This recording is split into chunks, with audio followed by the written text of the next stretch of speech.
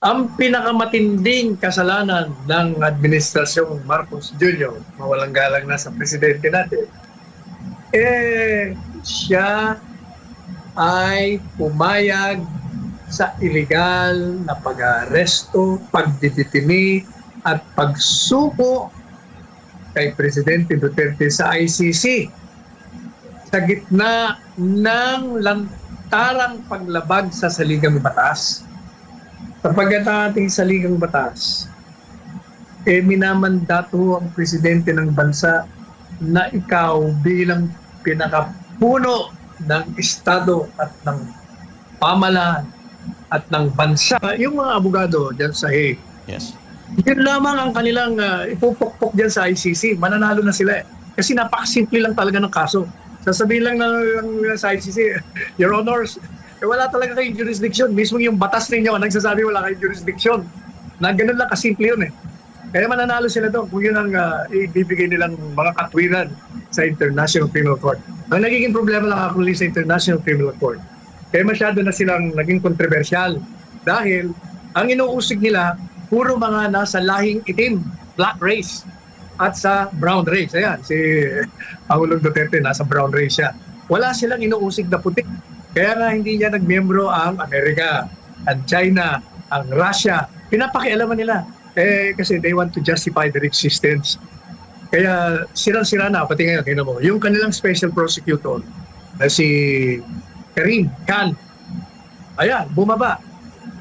Temporarily daw, pero I doubt kung maging temporary kasi meron siyang kasong sexual misconduct. Kaya nasira na naman ang kredibilidad ng ICC. Ang problema nito, baka lalong ma-delay yung paglilitis kay Presidente Duterte kasi nawala yung special prosecutor. Ang pagpapalit nito, sabi, it will take time. Baka ma-delay na naman to, lalong magtatagal. Pero tama yung ipukpok nila. Huwag mo kayong maniniwala doon sa nag-aabugaduhan na hindi mo yung abogada raw siya. Accredited siya. Yung pala, hindi pa naman siya tinatanggap na abogada pero pakilala niya, abogada raw siya ng ng ICC. Na di umano, dinidelay daw ng mga abogado ni Pangulong Duterte yung paglilitis.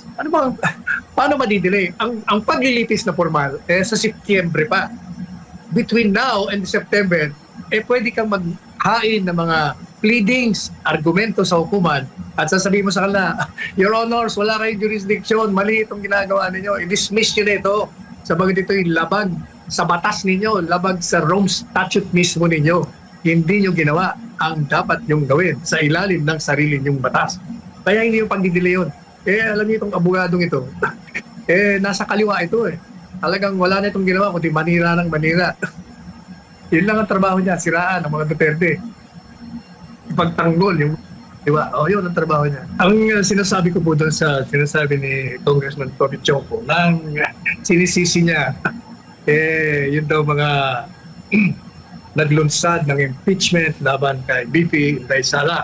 At ang pinapatamaan niya, of course, hindi lamang yung mga kongresista, kundi yung speaker. Yes. At hindi lang ang dahilan ay si PBBM o si Marcos Sr., Marcos Jr. Ang naging dahilan kung bakit natalo ang alyansa, yung mga kandidato, yung senador. Ito po, sabi ko nga sa aking payag, masyado namang obvious na maliban pa doon sa ginawa ng mga kongresista, kaya talaga natalo ang alyansa. Dahil sa lack of performance, number one, of the Marcos administration with regard to sa pagtugon sa pangangailangan ng sambayanan. Doon lang sa problema ng bigas, niyo ba? Nangako siyan 20 pesos per kilo, hindi yun nasunod yun. Yung problema ng mga magsasaka hanggang ngayon, hindi naman na tutugunan yun. Ganon din sa mga mangingisda. Yung problema dyan sa West Philippine Sea. Dati matahimik tayo dahil masyado kumapito sa Estados America, binubuli tayo ng China. Ano pa? Nakikita ko ng taong bayan, anong panahon ng Duterte, marami yung mga tinatayong mga gusali, expressway, highway, bridges, kung ano-ano pa. Punong-puno. Nakakalula nga eh. Wala tayong nakikita. Yung ekonomiya natin, bagsak. Ang utang natin, lobo ng lobo, pero wala tayo nakikitang development. Pero, maliban pa doon, maliban pa doon, ang pinakamatinding kasalanan ng administrasyong Marcos Jr., mawalang galang na sa presidente natin, siya ay pumayag sa illegal na pag-aaresto, pagdiditini, at pagsuko kay Presidente Duterte sa ICC sa gitna ng lantarang paglabag sa saligang batas. Sapagkat ang ating saligang batas, minamandato ang presidente ng bansa na ikaw bilang pinakapuno ng Estado at ng pamalaan at ng bansa, ang pangunahing tungkulin mo ay magsilbi ka sa sambayanan. At yung pagsisilbi niya nga, tinukoy na natin kanina na hindi niya nagampanan. At pangalawa, bigyan mo ng proteksyon. Yun ang hindi niya nagawa, yung proteksyon.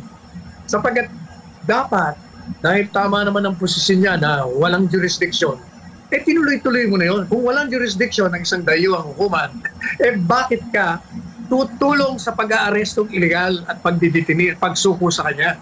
Yan ay pagtataksil doon sa sinumpang mong magbibigay ka ng proteksyon sa iyong mga sinasakupan, sa iyong mamamayang Pilipino. Yan ang dahilan. Ngayon, anong ginagawa ni Chanco? Magkaibigan tayo, Toby, ha? Ayan ang sinasabi ko. Kahit ng kaibigan natin, kakampi, tanongin niyo si Toby, magkaibigan kami na. Pero, pinuri ko siya. Pinuri ko siya noon na hindi siya pumirma sa impeachment. Okay yun. Okay yun. Pero yung ngayong mga paliwanag niya, na sinisisi niya, parang yun ang dahilan kung bakit natalo ang alyansa. Yun po, unang-una, katawa-tawa na nga, na bihirang-bihira tayo makarinig ng nasa kabilang partido na magsasabi ng totoo. Nagsasabi ho siya ng totoo kasi bahagi ho yun ng pagkatalo, yung impeachment bahagi yun. Pero ang nakikita natin, inililihis niya ang tunay na dahilan ng pagkatalo ng mga kandidato sa alyansa. Nililihis niya ang dahilan kung bakit yung mga nasa quadcom, nasa tricom na yan, yung mga bumoto sa impeachment at saka yung mga sumira, naglumabag sa karapatan, ang pagkatao ng Vice Presidente at ng dating Presidente, yun talaga ang dahilan. Ang ginagawa ni Toby, Congressman Toby, mawalang galang na sa iyo, kaibigan, pinagtatakpan mo ang pagtataksil ng Presidente Marcos Jr. sa kanyang sinumpaang tungkulin na proteksyonan ang kasarinlan ng ating bansa. Sapagkat ang ginawa niya, na pumayag siya. Kung hindi man, kasi hindi po ba, ang talagang hinala, si Marcos Jr. ang nasa likod niyan. Kasi sabi ng DILG Secretary Rimulya, sila daw ang nagplano niyan. Tinatanggi naman nila ngayon. Pero kahit na nga na hindi siya nagplano, pero pumayag ka Hindi naman mangyayari kung ang presidente ng bansa hindi papayag. Isang utos mo lang yan, hindi po pwedeng gawin niya yan. Hindi. Since alam niya, na-arresto hindi naman po pwedeng sabihin niya, hindi ko alam. Dahil hindi naman gagalaw yung mga yan kung hindi mo alam. Hindi lang yan. Hindi gagalaw talaga yan kung hindi ka umuo. Kung madalit sabi, dahil pumayag ka, doon nagalit ang taong bayan. Yun talagang dahilan. Ang ginawa niyong programa ng paghihiganti at ang maling pag-uusig at paninira, pagsira sa reputasyon at pagwasak sa ligasiya at mandato na ibinigay ng dating Presidente Duterte dito sa ating bansa. Yun ang naging dahilan kung bakit nag-alsa. Mabuti nga yung pag-aalsa nila sa pamamagitan lamang ng balota. Dahil diyan daw ang pinakamatinding kasalanan na ginawa ni Junior na pumayag na madala sa ICC si Tatay Digong, pwede na bang ma-impeach si Junior dahil sa ginawa niya? Kasi maliban doon sa mga ibang sinasabi na nagpupulburon tungkol sa budget, ito ang matindi. Talagang pinag-usapan sa ibang bansa. Talagang naka-headline pa sa iba tungkol dito sa ginawa nila. Ito po ang sabi po ng mga netizens po.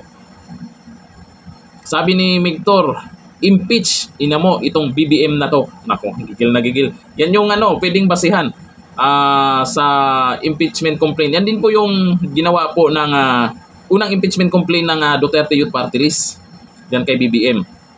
Sabi ni Elena, kahihiyan ang ginawa ni Marcos. Sabi ni Inday Maldita, sorry ni Marcos, hindi namin tanggapin, dadalhin ko sa kamatayan ang ginawa niya kay Tatay Digong. Marcos, never again. Kasi nitong huli lang, may video na inilabas po si Junior na makipagbati na sa mga Duterte. Ano ko, maraming nagalit patuloy. Ano yan? Panibagong tactics na naman. Sabi ni Sara Kamura, sana magtulungan ang mga senador na hanapin ang Maharlika investment. Anong balita doon? Yung 25 tons gold na ibinenta ng gobyerno na to, anong balita doon? Baka sa mga 1530 vloggers dyan, baka naman paliwanag nyo naman kung saan napunta yun. Pera ng PhilHealth at iba pa. Kaya na ng mga mga tagapagtanggol. Kahit may iba dyan na umami na hirap na silang ipagtanggol. Sige, pagtanggol nyo. Kung may kasama naman kayo sa 1530, okay lang yan. Sana Sabi ni kay Mayor Diz, impeach BBM. Yan yung mga basihan talaga nila na gusto lang ma-impeach si BBM. Sabi ni Ed Stavern, totoo yung pagpapakidnap nila kay PRRD, di nakakalimutan yan. Tapos gusto reconciliation. Budol Master, tama ka na. Naku, pambubudol daw pala yun. Yung pakikipagbati ni Junior sa mga Duterte.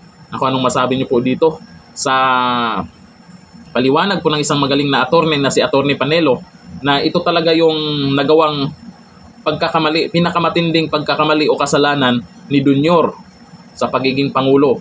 Yung pinayagan niya na maidala si dating Pangulong Duterte, pabilisan pa partida dyan sa ICC. Ay, comment tayo dyan. Ganito na lang. Thank you.